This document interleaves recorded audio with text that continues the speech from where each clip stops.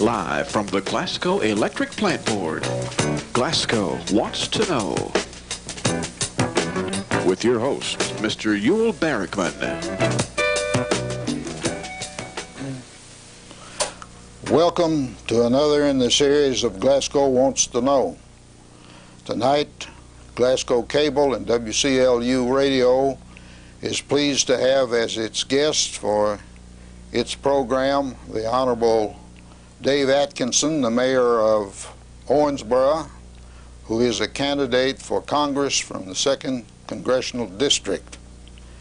At a later date, we will have an interview with his opponent, Congressman Lewis. Mayor Atkinson, a brief statement about your background, your education, and what you did before for a living before you became mayor of Glasgow, Owensboro. Right. Well, let me first say thank you for having me here. It's a real honor to be a part of your program. I understand you've done this for your community for quite a while, and it's good to be a part of this broadcast to the people of Glasgow and Barron County. I'm originally from Owensboro, grew up there, and went to public schools in Owensboro and Davis County. Then went to Georgetown College here in Kentucky for my undergraduate degree. Met my wife Bonnie there, and she and I have been married 18 years. We married on the campus of Georgetown. And then I did a graduate degree at Harvard University and returned to my home community, Owensboro, married Bonnie, and we have 2 children there. Our daughter Kendra, who is 16 years old, just starting to drive, and our son 14 years old, who's the paper boy in our neighborhood. So we have a family. My family is there in Owensboro, and I've been involved in the community since I returned about 18 or 19 years ago. When I came back to Owensboro, I wanted to get involved in the community and join the JCs and other organizations like that a lot of young adults do, and soon was offered a position with the Chamber of Commerce and became the Chamber of Commerce director there, and spent about 7 years in the community as the Chamber of Commerce director. And then Senator Wendell Ford invited me onto his staff, and I joined his staff, stayed in Kentucky, and traveled all over the state on his behalf. I was his field representative, and then decided to run for mayor of Owensboro in 1986. So I've been mayor of Owensboro now for about 7 years. One of the dominant issues, it seems, in all races these days for Congress is the matter of financing. I realize there is a bill in the Congress now to control finances for congressional races. It is having problems there. What's your stand on having some governmental control on expenditures and races for Congress, and also limitations on PACs?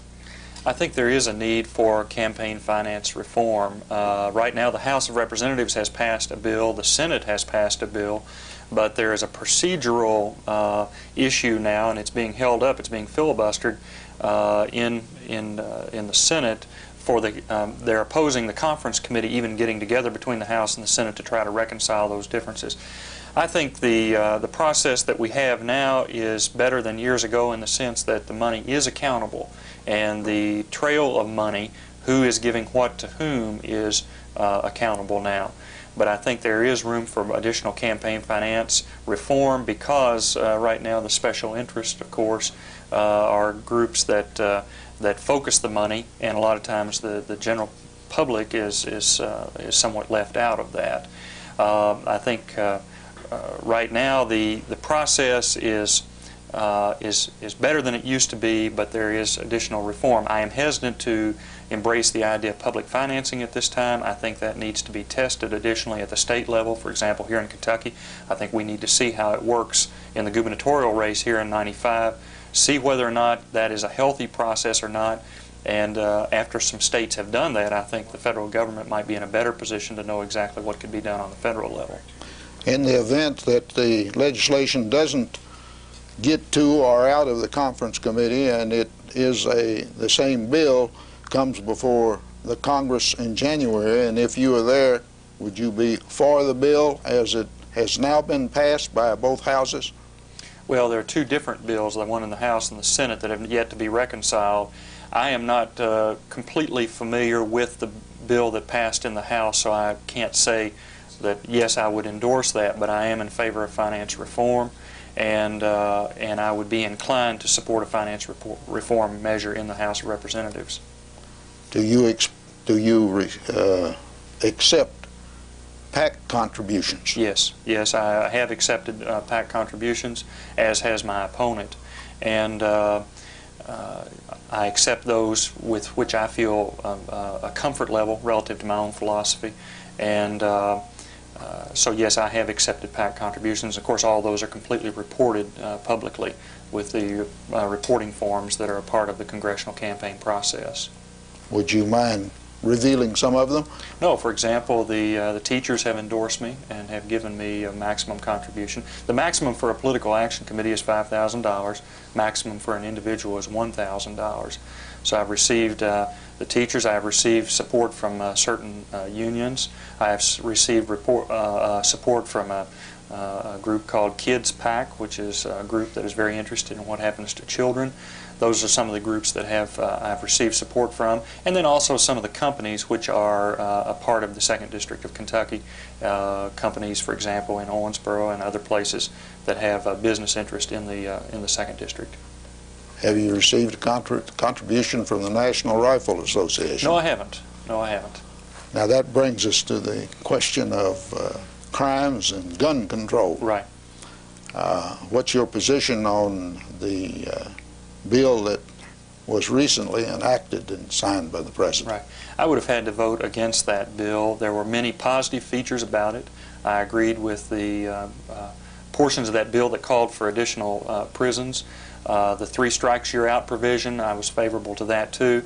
But considering the rural nature of the 2nd District of Kentucky, I did not feel like that the price that we were going to have to pay for that bill was worth it relative to the people of the 2nd District of Kentucky. For example, there will be certain parts, certain funds that are made available through that bill that will be of a competitive nature. In other words, Glasgow, Kentucky would be competing for certain funds with Detroit, with Chicago, Cleveland, and other cities that have much higher crime rates. I didn't feel like the payback to relatively safe communities like Glasgow and Owensboro would be sufficient to justify that bill. Relative to your first question about the gun control, I would have voted against the assault weapon ban. I feel like that's just not an issue to most people of the 2nd District in terms of containing crime. That's not the kinds of crimes that we see on our streets every day. We have crimes, we have problems that we're concerned about with drugs and alcohol, theft, some auto theft, but I think the people of the 2nd District, being in a rural district, there are many people, good, honest sportsmen, who are very concerned about the erosion of the rights to bear arms, and so I would have had to vote against the assault weapon ban. Why would the people in rural Kentucky need assault-type weapons?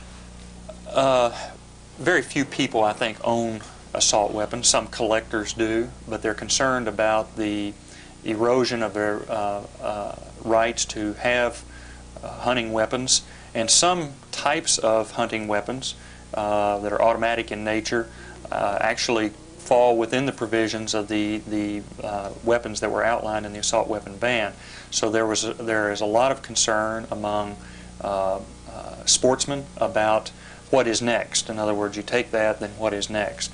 And I have to say too, I do not recall anyone in my community, or anyone in the 2nd District for that matter, being injured or killed with an assault weapon. That is just not something that people in my community wake up worrying about. We're worried about crime, we're worried about some of our neighborhoods, we're worried about teen violence, but that is not an area where we hear a whole lot of concern.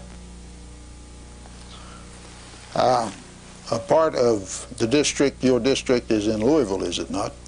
Part of it is in southern Jefferson County, which is the rural portion of Jefferson County. That's correct. That's right. The area that's south of the Gene Snyder Freeway.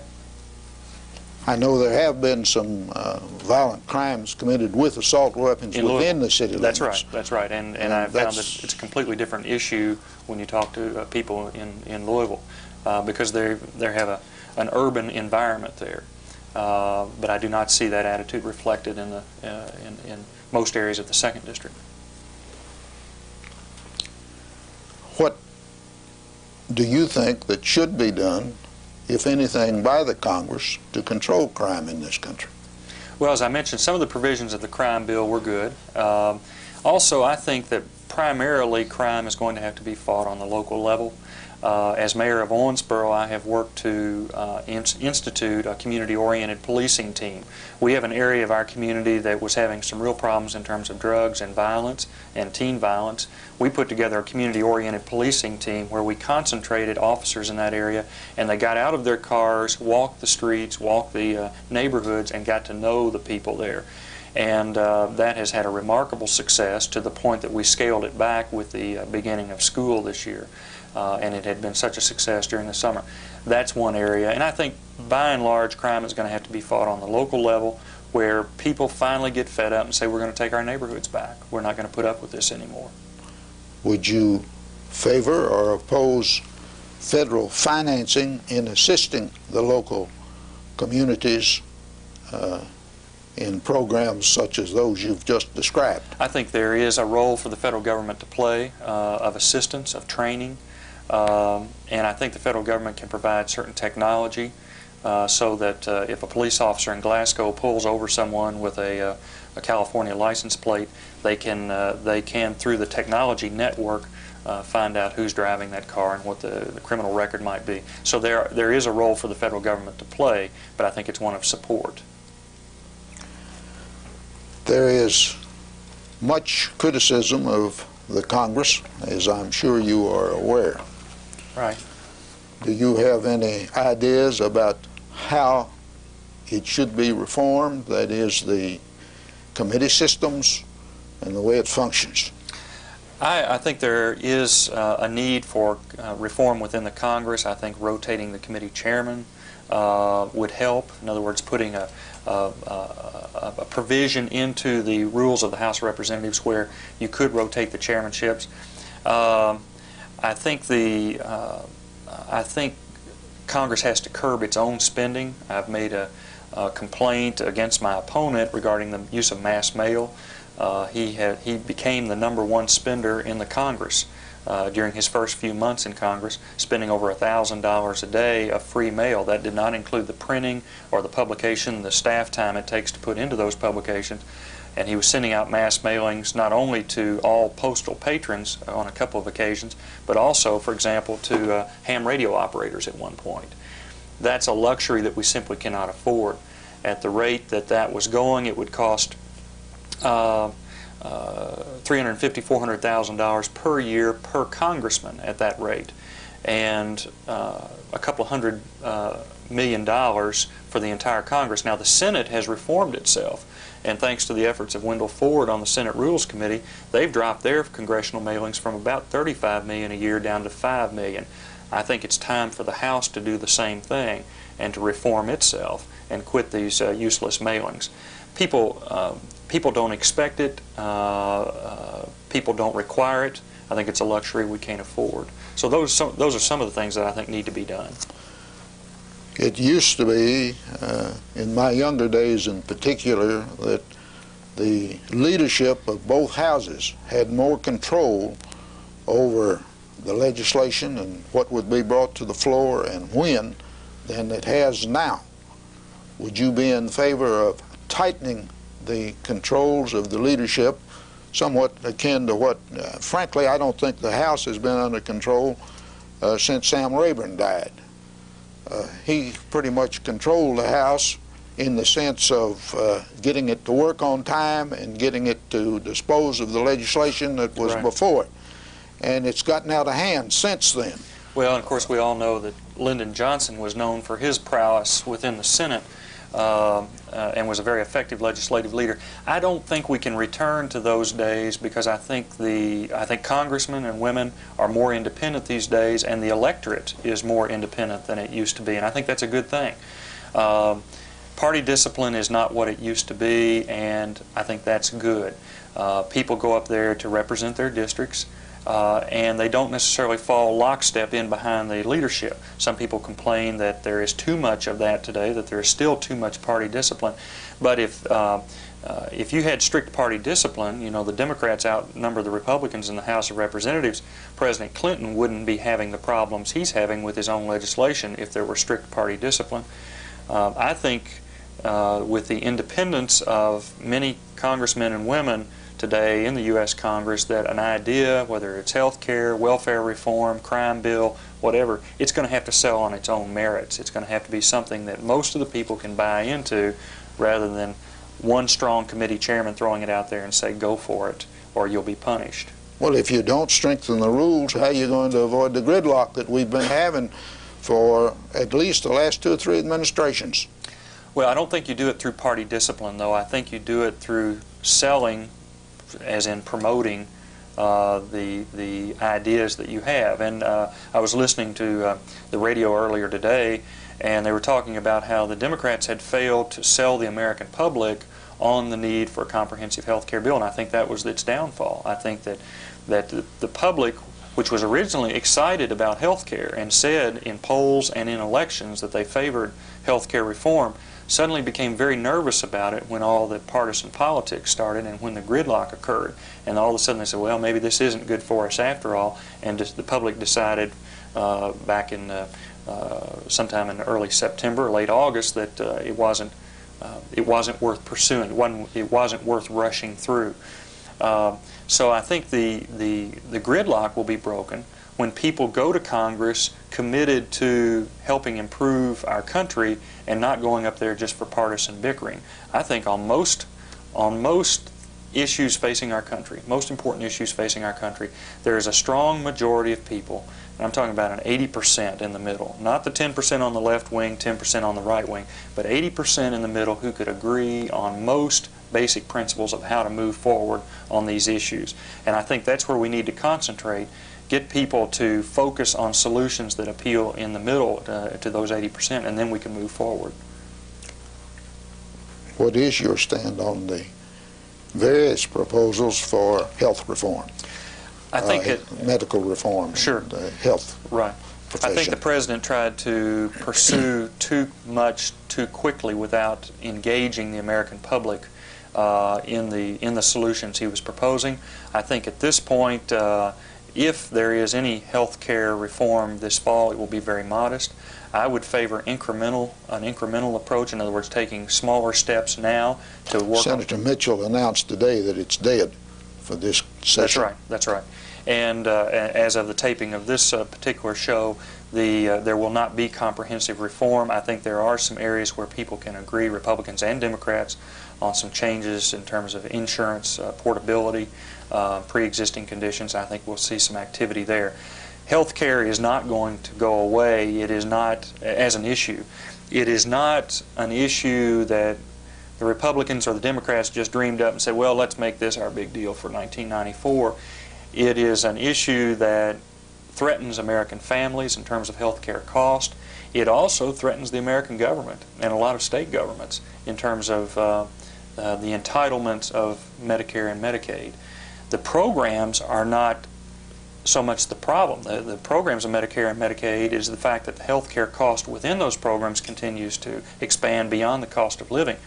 And that is what, if for no other reason, the federal government is going to have to address health care just to survive financially. Ultimately, do you favor universal coverage? I think universal coverage should be a goal, but I don't think we can just snap our fingers and get there just overnight with a comprehensive health care reform package.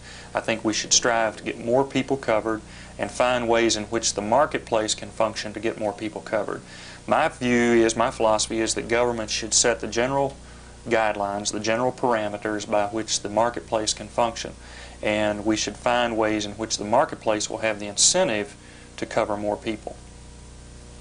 Well, if we get there, how do you propose to pay for it? I think a lot of it can be achieved through savings. Just like the other day, my daughter was at a summer camp just this summer.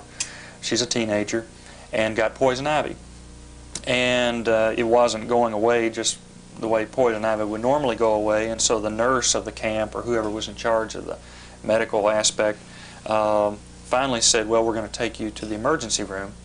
And they took her and gave her some salve, prescription salve, which they put on her, poison ivy, and that helped clear it up. $80 for that little container of salve. Well, that was inefficient health care, and a lot of people today are using our emergency rooms as a neighborhood clinic. Very, very, very inefficient in terms of cost effectiveness.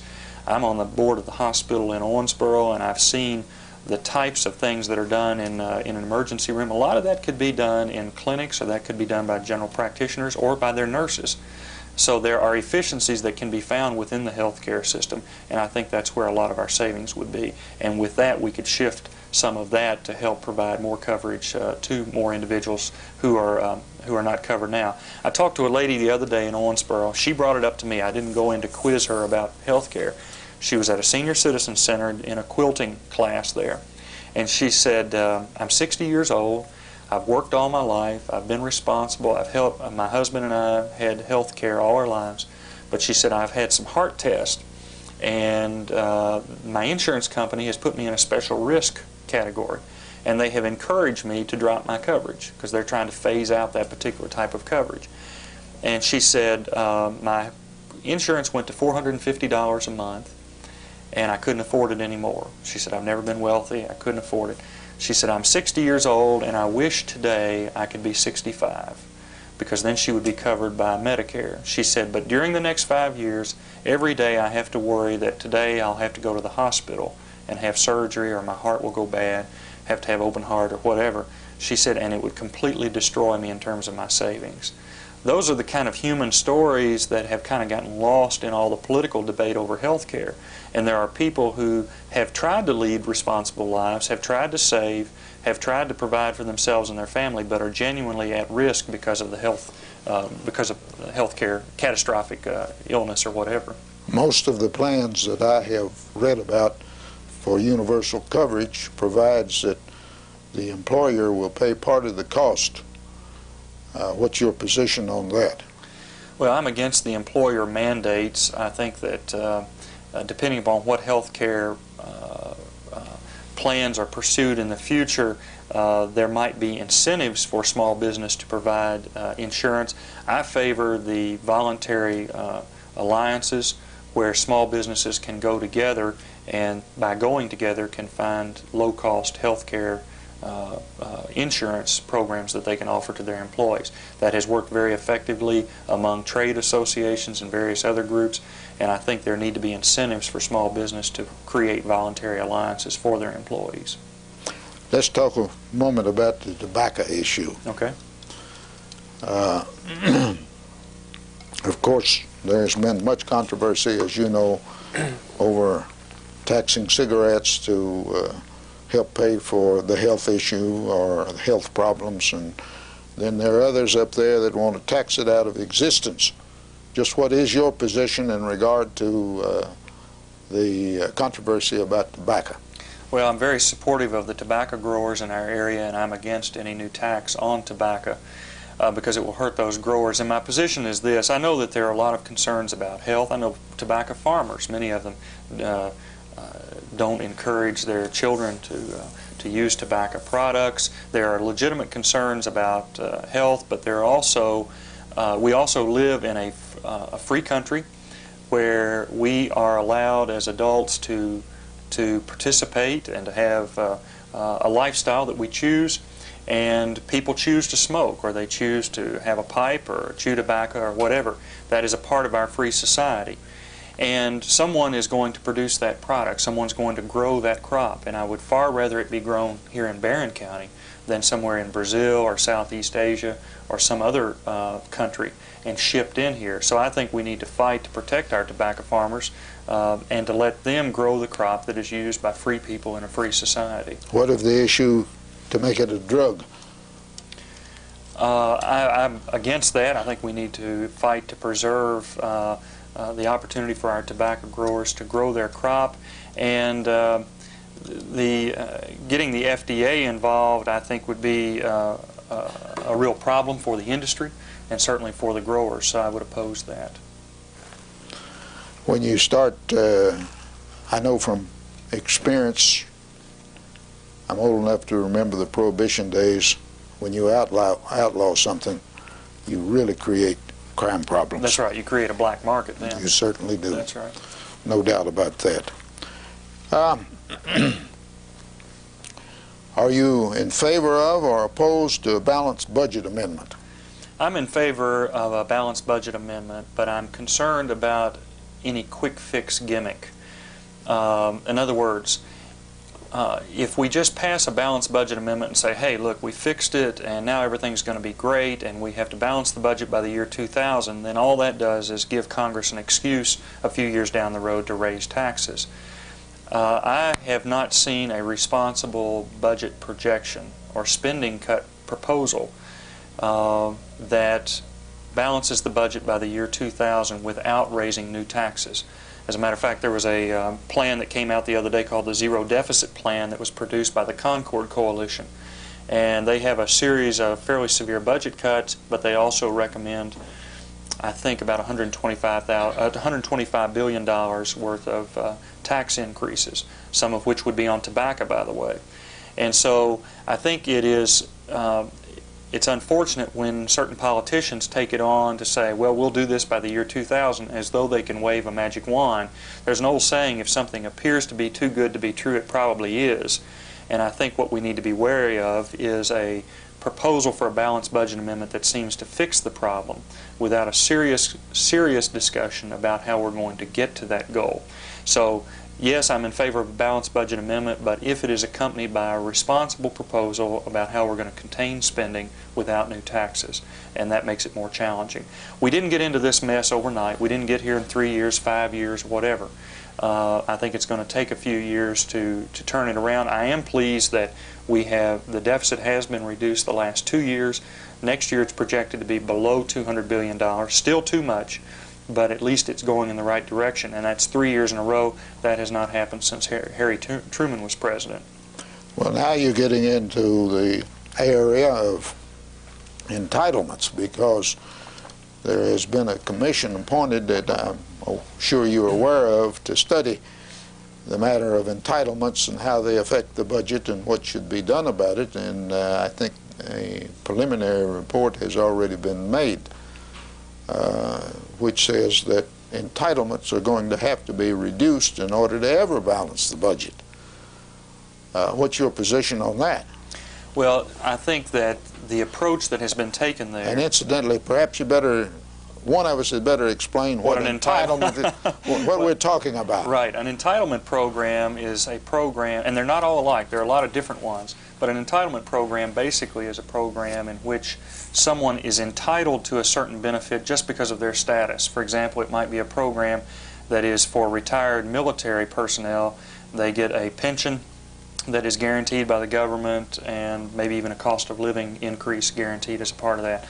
Or if you happen to be living in poverty, you're a woman with 2 or 3 children, you are entitled, according to the laws of our country, to have a certain cash benefit and maybe free housing or subsidized housing, those sorts of things. Is that a fair explanation of what an entitlement is?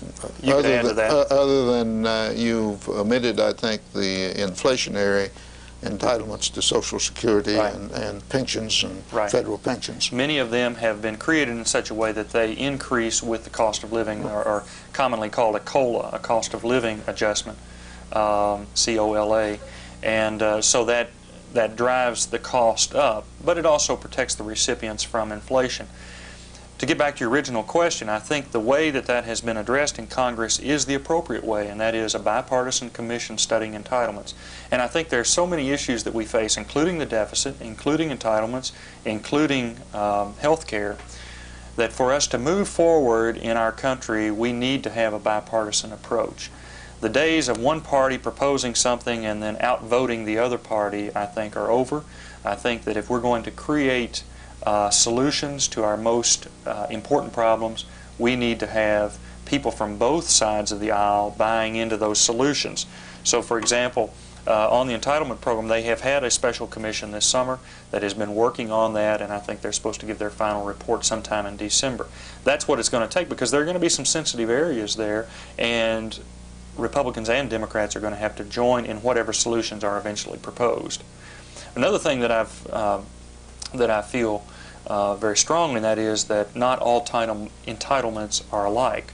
Some of them are, quote, earned entitlements. In other words, if you worked your entire year in the U.S. Forestry Service, you retire after a very honorable career, or perhaps in the military, you are entitled to a certain retirement. You have earned that. You were promised that on the front end. You came out of your service with that as a guarantee. There are other entitlements that are there simply because of someone's position in life, and that's a completely different matter. So not all entitlements can just be lumped in and say, well, we'll do this or that to entitlements. I think they have to be segregated and dealt with based on their merits. What about the COLAs? What about the COLAs? Do you think that they should remain in effect, or they should be examined, or? I think that again, you need to look at which entitlement you're talking about. I think that the COLAs, if at all possible, we should attempt to maintain, especially for retirees of the federal government and people who have been in the military, we should attempt to maintain their standard of living against inflation. What about Social Security?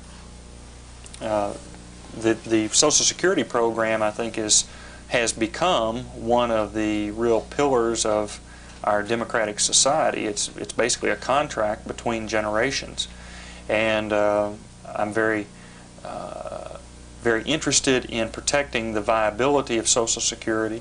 It's my understanding that right now that it's projected to be viable at least through the year 2020. I believe the last adjustment they made, 3 or 4 years ago,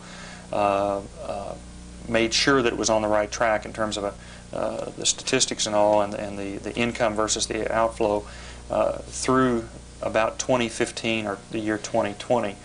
I think we need to protect the Social Security program. It's going to go through some tough times when the baby boomers all get into Social Security, but that is a program that most Americans feel like is appropriate and needs to be kept strong. Well, there are some proposals that I've seen that are in favor of abolishing all COLAs, some abolishing a part of the Social Security depending on the income of the separate income of the individual that's drawing, and others, and it is quite an issue apparently from what I have read and have been seeing as to what's finally going to happen to it. Well, Social Security has become such an expected part of our American lifestyle, and people pay into it from their earnings, their employers pay in, and then they expect that return regardless of their economic circumstances later in life. And so I think we need to do everything we can to keep that Social Security program solid, so not only can we benefit from it, but we can tell our children and their kids that yes, it'll be there when you retire. Let's go back to tobacco a moment. Okay. Do you have any ideas about how to promote its use other than by smoking? I see every now and then that there are certain institutions that are doing experiments and coming up with other uses of tobacco. There is a lot of that going on. There's some research going on at the universities, and also, for example, in Owensboro, there's a company there that's owned by the Swedes through the Swedish Tobacco Company that is doing some experimentation with the tobacco plant for its protein. Apparently, the tobacco plant produces protein very quickly, and that could conceivably have some pharmaceutical value to it. I think at this stage, from everyone I've talked to, and I've asked the same question you just asked, in sort of a hopeful sense, well, is there something that we can do? I have not yet found the level of optimism among tobacco growers that there is that next use out there that a particular research group has found. I think it's very important to keep trying to do that because it's a unique plant, has unique properties to it. But at this time, there's not anything that I have detected that everyone is pointing to and saying, hey, there's the future of tobacco. Would you be in favor of some federal grants to continue and perhaps increase the research? There is research going on now, and I would certainly be in favor of protecting that money, and if additional could be found, that's fine. It would help.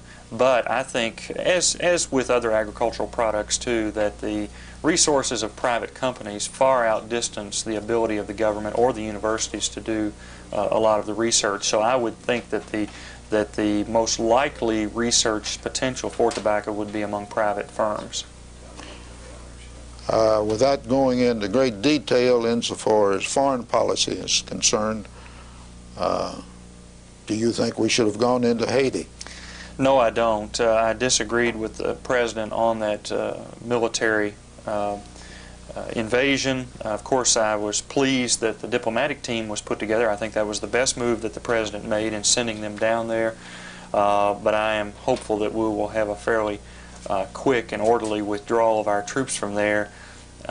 We cannot be a police force for the entire third world, and I think that's what the kind of the position we're in right now. We're a police force monitoring another police force, the local police force, and that puts our men and women in an awkward position. I don't think they have a clear understanding of their mission down there, and I'm hopeful that we can have a fairly orderly withdrawal before that situation turns bad on us. Do you think the Congress should pass a mandate requiring them out by a certain date? There is such a proposal, as I understand, before the Congress now. I have not studied that, and although that's the way I feel, that we should get out of there as soon as possible, at the same time Congress cannot dictate all of foreign policy for the executive branch of our government. So I would have to look at that and decide where would be best in terms of the separation of powers between the executive branch and the legislative branch. That is my personal opinion, that we should get out as soon as possible. Passing a resolution like that before and trying to dictate foreign policy for the President is a slightly different matter. Do you think that we should lift the embargo insofar as arms are concerned for the people in Serbia? No, not now. And that is a very difficult situation over there, but I think we need to do all we can through the diplomatic channels to try to resolve that situation and try to get them into some sense of peaceful balance over there. So again, you're differing with the President. That's right. That's right. And I have said from day one when I got into this campaign that I won't run from the President, I won't run to the President. When I differ with him, I'll say so, and when I agree with him, I'll say so. And on that particular matter, I differ with him. That brings me to another subject that I think that ultimately is going to have to be resolved, and probably by the courts. Who should be in charge of the foreign policy of this country? The executive branch, the President, the executive branch, or the Congress? And one reason the question has been raised, more and more, Congress seems to be interfering, or maybe that's not the proper word, but at least wanting to be a co-partner. Wanting to express itself at a minimum. On all foreign policy matters. Right. You got any opinion about who's right, who's wrong, or whether that's the way it should be? Or and if you were in Congress, what would be your attitude? Clearly, the Constitution established that the President would be the executive for foreign policy, and I think that's the way it has to be. We cannot speak with 535 voices as it relates to foreign policy. The President has to be in a position to do that. Congress has the perfect right to express its opinion on whatever it wants to. And of course there are some gray areas in terms of what declaring a war means and what sort of military exercises are actually, at what point do they become a war? At what point is an invasion a war? Those are issues that, as you say, might have to be resolved in court, but I still think that the President, whether it's a President that we like, we dislike, whether it's Republican or Democrat, a President has to be able to move and be the executive for our foreign policy. Well, ultimately, the Congress got control of the purse anyhow. And That's ultimately, right. they That's can right. control You can shut it. off the funding if you completely disagree. I wonder sometimes if the country wouldn't be better off if you didn't have some congressmen that should keep their mouths shut for a while. Perhaps so. Now, just the other day, let me take up another point there. Just the other day, there was a resolution in the Congress to commend the peacekeeping team that went to Haiti, and to commend the troops, and to call for an orderly withdrawal. You anticipate me. Go ahead. Okay. That resolution passed the House overwhelmingly. My opponent voted against it, and I'm still unsure as to why. I would have voted for that. It was not commending the President's foreign policy by any means. It was not commending the invasion. It was commending the peacekeeping team and the troops. The same or a similar resolution was introduced in a bipartisan way in the Senate by Senator Dole and Senator Mitchell. 95 members of the Senate voted for it. 4 or 5 voted against it. And it was a show of support for the peacekeeping effort and for a withdrawal of troops, and I would have certainly supported that. Would you be in favor of item veto for the President? No, I wouldn't. I do think there are some reforms that need to be made within Congress in order for Congress to get its act together in terms of spending. But line item veto, if you have a president that you happen to agree with, line item veto might be good. If you have a president you disagree with, you might not want them to have that extra power. From a constitutional standpoint, I think we're mixing the two branches of government too much and shifting too much power to the president with line item veto. I would rather see reforms within Congress so that some of these big spending bills are broken up and congressmen and congresswomen have a chance to vote on those individual pieces and try to control spending that way rather than the line item veto with the president. Most states have the line item veto, and it seems to work very well. Why wouldn't it work with the federal government? It might work, but I would rather see Congress reform itself and control spending that way, rather than giving more power to the president. I think we have, on the federal level, a balance between the president and the Congress that is healthy and is one that is 200 and some odd years old. I think I would be in favor of preserving that and working to reform within Congress to get the spending under control there. Now, I realize that there is a difference between you and Congressman Lewis as to limiting terms in the Congress. Right. You care to comment on your side of it? Sure. I think limiting terms of Congress would hurt Kentucky as a small state. We have 6 congressmen. California, for example, has over 50 congressmen and women. My concern is that there would be a relative shift of power to the larger states.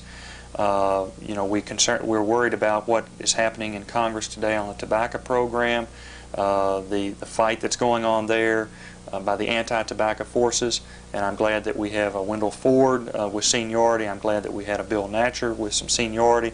I'm glad that we have people of both parties from a small state that are in a position to counter some of that from the larger states. So I would oppose term limits on those grounds.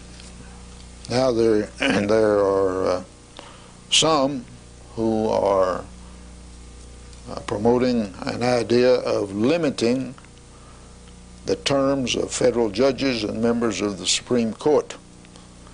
Of course, it would take a constitutional amendment to accomplish that, but such amendments originate in Congress. Would you be in favor or against? I would be against that. I think the Supreme Court was established by our founding fathers to be a separate branch of government. Clearly, that's the way it was intended. I think it has worked generally very well over the history of our country, and I would be reluctant to. I think the last thing we need to do is put the Supreme Court under the control of Congress, Congress being a more political body. I just don't think that's the way it was intended by the Founding Fathers. Now, my opponent called for the impeachment of the Supreme Court recently, and then 2 days later put out a news release saying that he had probably made a mistake and that would be extreme and it wouldn't get anywhere, so it was probably a bad idea. It was a bad idea. There are 7 Republican-appointed justices on the Supreme Court right now, 2 Democratic-appointed. He called for the impeachment of all those because they didn't agree with him on a certain item. That's pretty extreme and I think a little irresponsible for a congressman to say. I think we need to protect the integrity of the Supreme Court. I think we should do all we can to make responsible decisions as to who is put on the Supreme Court, but proposing to bring them under Congress for approval every few years would make the Supreme Court a more political body than our founding fathers ever wanted it to be. Recently, I either read or saw on television a proposal by former Governor Alexander of Tennessee, which I thought was rather novel. He was saying that you should limit the session of Congress to 6 months per year and halve the salaries of each member of Congress. As I say, I thought it was rather novel. Had you seen that or heard that? This is Lamar Alexander. Lamar Alexander of Tennessee, limit a session of Congress to 6 months a year, just like you have a 60-day limitation in the Kentucky legislature, right, and have the salaries. That might not be a bad idea. I'm not sure exactly what his specific proposal was or his rationale. But I think right now there's clearly a dissatisfaction with Congress. People turn on their evening news, open up their newspaper, and they see all this conflict back and forth. They see people wasting time. They see a bloated bureaucracy up there, and they want to get it under control. So I'm not surprised that ideas like that would be proposed. I'm not sure that's the way to do it, but clearly people want Congress reformed and want to see the spending cut. Now let's get back to Congressman Lewis's comments about the Supreme Court that was brought about by the issue of prayer in public schools. Where do you stand on that? I think it is appropriate for students to initiate prayers in school. When I was in high school myself, we had opportunity. Well, they can do that. That's right. That's right. There's no question about that. They can do that. That is protected. And when I was in high school, we had meetings of the Christian Student Union, for example. I was a member of that, and they can do that. That's right. Even church services can be held in an auditorium if it's not during the school day or otherwise interfering with the activities of a school. Are promoted by the school. That's right. As long as the school or the government is not promoting religion, it can be done. I also favor the opportunity of a moment of silence, as long as the government is not requiring students to do certain things. I think that is appropriate, and certain states have allowed that. And eventually, I think we'll probably see a Supreme Court decision in that regard too. My opponent, Congressman Lewis, said that that in a school the majority should be able to vote on whether to have a prayer. And he asked, what's the big deal? Well, the big deal is exactly what our forefathers came to this country for. They came here to escape the religion of the government. They came here to escape religious persecution. So if I happen to be a Catholic student in a Protestant school, a predominantly Protestant student body, or the other way, if I happen to be a Protestant in a Catholic student body, I want to have my rights protected so that I don't have a prayer imposed on me by the majority or by the school in that area, in that particular locale. And the Constitution of the United States protects each one of us so that we can express our religion without interfering with the religion of other people. So I favor student-initiated voluntary school prayer in school if it's initiated by the students and not by the government or by the school. There is, even in Kentucky, and this issue has come up before the Kentucky legislature, and it's out there as far as the nation is concerned, this idea of vouchers for private schools. And that issue has been in Congress. I don't know whether there's any bill there now in regard to it or not, but it is an issue that is there. I mean, I hear about it even locally. Mm-hmm. Are you in favor or against that? I would generally be opposed to that, not because I think people should have the opportunity to enroll their children in whatever school that they want. Whether, in other words, they could take their children from a public school and put them in a private school. But my concern is what would happen to public education, and I'm a strong supporter and defender of public education, and I would be worried about the erosion, financial erosion of resources from our public schools with a voucher system. So generally speaking, I would be opposed to that. What about welfare reform? I think that's probably going to be one of the most important issues that we need to face in 1995. It's unfortunate that we didn't have the opportunity to really reform in a fundamental way our welfare system in 1994, but with health care and other issues that were affecting Congress and the President, we didn't get around to welfare reform. I think that's an area where most Republicans and Democrats can agree that some changes need to take place. We have created a system in our country that really makes people dependent. We're in effect telling disadvantaged people to stay home, sit down and be quiet, we'll send you a check, don't cause any trouble. And we have created several generations of dependency. I don't think that's fair to the taxpayer. I don't think it's fair to employers out here who need people to work for them. It's not fair to the recipient either, because we're basically saying you're not worth anything, stay home, just stay out of the way. We need to, I think, reform our welfare system to where we require able-bodied people to work, that we require welfare recipients to get training for jobs and to be out in the workforce, people who are able-bodied. And I think the time has come to cut off benefits after a certain period if people refuse to do that. I think the tax-paying public is fed up with able-bodied people sitting at home and drawing a check and not going out to take some of the jobs that are available in your community and all the communities around here right now. I know I've talked to a lot of tobacco farmers who've had trouble getting help. They have to bring in immigrants or migrants for their tobacco crops, and a lot of people are very concerned about the fact that our welfare system encourages people to stay home. Now, you introduce another subject, and that's the matter of immigration. Are you in favor of revising the immigration laws and restricting immigration more than it is already allowed, or what's your position there? And that is an issue before Congress right now. That's right, and that's an issue that's driven in great part by people who are in some of the states that receive the most pressure: Florida, Arizona, New Mexico, and California, some areas like that. I think a balance has to be struck between our country's proud heritage of being a place where people could flee for matters of political asylum and for sanctuary. I think we need to protect that part of our country's heritage, but at the same time we cannot simply take everyone from troubled states, troubled countries that want to come here. Clearly we cannot absorb all of the immigration that is flowing our way from the Caribbean and from Mexico. We cannot do that, and so I think we need to strike a balance in how we do that.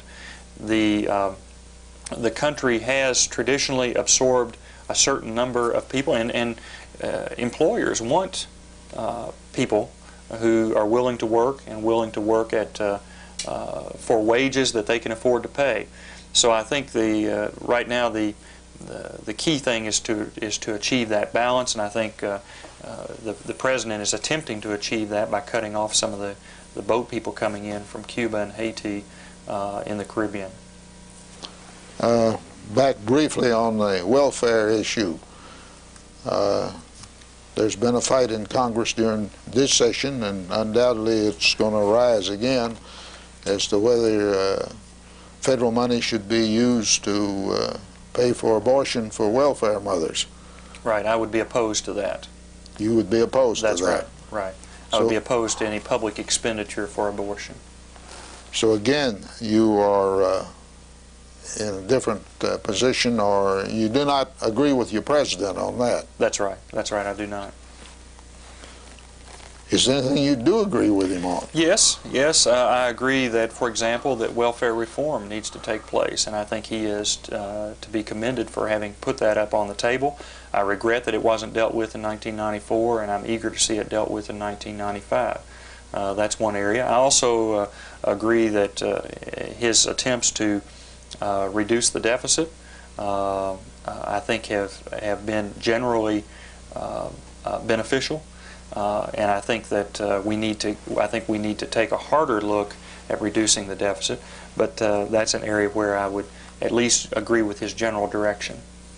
What about the trade policies, and do you favor the new agreement, which incidentally has not been, the new treaty that the Senate has not passed on.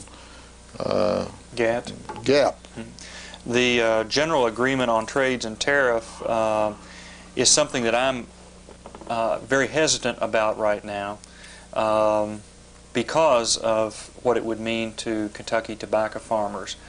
Now, there's still some conversation going on regarding GATT, and there's still some provisions to be worked out as I understand it, but unless the tobacco grower of Kentucky is satisfied with the provisions, I would be opposed to GATT, because tobacco is so important to our agricultural economy that if GATT turned out to be detrimental to that, I think it would be a real tragedy. So my support or opposition of GATT, at this time I would be hesitant and planning to be opposed to GATT. It would hinge completely on what it would do relative to tobacco.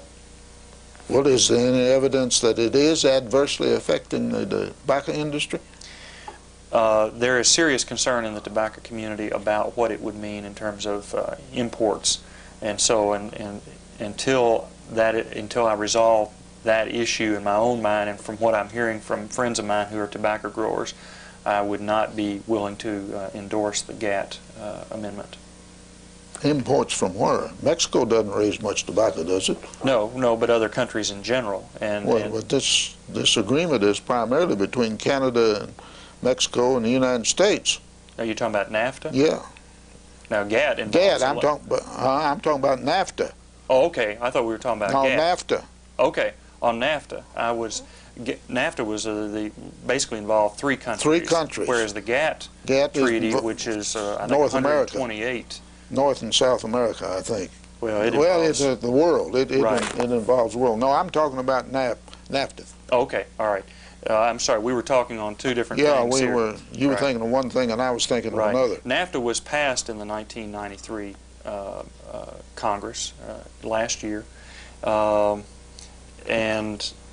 GATT hasn't been. GATT has That's not the been. one that That's has. right.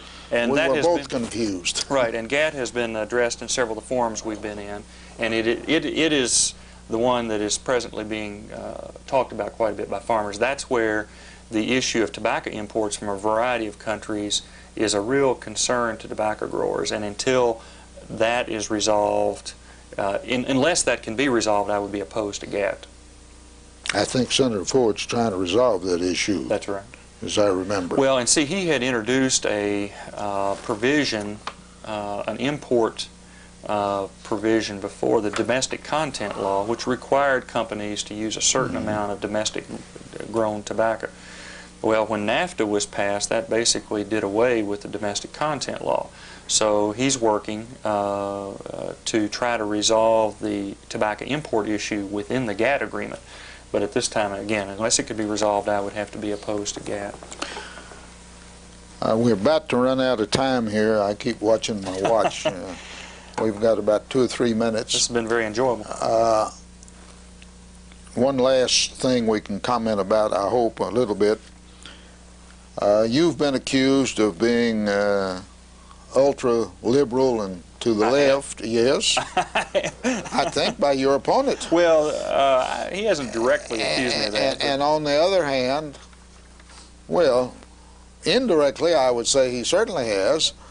And on the other hand, he has been accused, and I don't recall any particular statement of yours that I would say that, as being an ultra-conservative and the religious right. What's your definition of the two extremes? You referred to it a little bit a while ago, talking about 80% in the middle. That's right. Let me mention that through my work as mayor of my community, the reason I ran for mayor was to make a difference in my community, and I wanted to roll up my sleeves and try to fix some problems that I saw. My community was the 9th highest city in the nation for unemployment when I declared my candidacy for mayor. We had over 13% unemployment. Our downtown was an embarrassment. Half of it was boarded up. A lot of the buildings were empty. We had a major problem with transportation affecting our community, and we now have a new bridge across the Ohio River under construction. Those are the types of problems that I wanted to deal with, and we've had some tremendous success in our community. And I didn't do that by saying, let's try some left-wing approaches, let's try some right-wing approaches. We simply address the problems of our community. And on our city commission, for example, the mayor pro tem is a prominent Republican in our community. We get along extremely well, and we cooperate a lot as we pursue solutions for our community.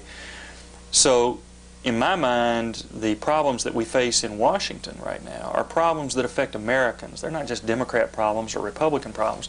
They're problems that face Americans. And I think if we get together on some of these problems, we have solved problems like world wars, like the Depression, like issues facing Social Security, issues like the downsizing of the military and closing military bases. Some of those problems have been addressed in a bipartisan way. And I think there's room for a whole lot more of that. We're getting tired of all the bickering back and forth. I'd like to take my experience of working with people, trying to find the consensus in the middle where 80% could say, yes, let's move forward with that, or no, let's stop that. I think there's a tremendous area for consensus among the American public. Right now we just hear all the screaming from the extremes. We need to concentrate on what we can agree on. And that's what I would dedicate myself to as a congressman. I appreciate your time, and I've enjoyed it. Well, thank you. And